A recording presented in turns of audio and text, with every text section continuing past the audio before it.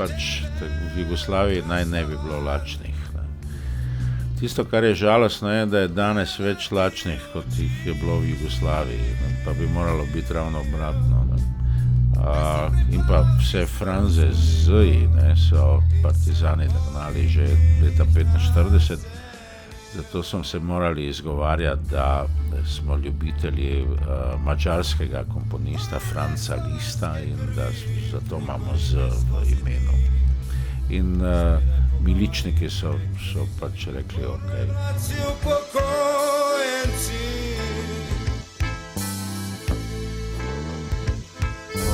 Ja, takrat je bil slovenski jezik enakopravni jezik znotraj države, ne? Vsaj načelno enakopraven.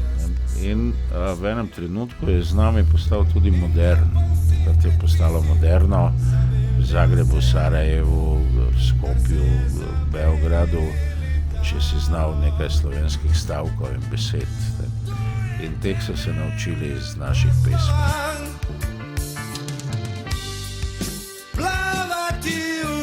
Na nek način smo prvi posneli rock'n'roll komad v mariborskem Argoju, v štajerskem narečju. Potem smo recimo za en video uporabili odlomke iz pornografskih filmov, katerih se nič ne vidi. Ne? In to je bilo potem totalno gledano.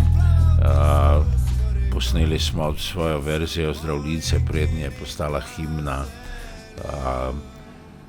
Hecali smo se iz evforije smučarske s pesmijo Bela simfonija.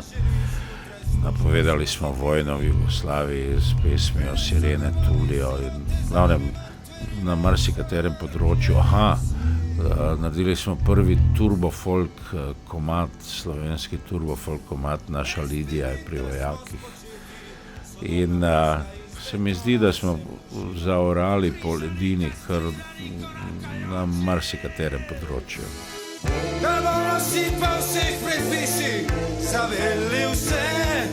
Ja, ta band Murphy se mi zdi, da so nekje hodijo po naših stopinjah in da jim bomo lahko predali eno štafeto.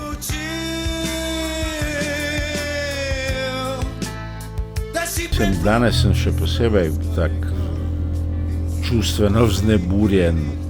Gre za Maribor, gre za Štuk, gre za zibelko našega nastanka in bomo videli. Jaz mislim, da bo zelo čustveno in lepo in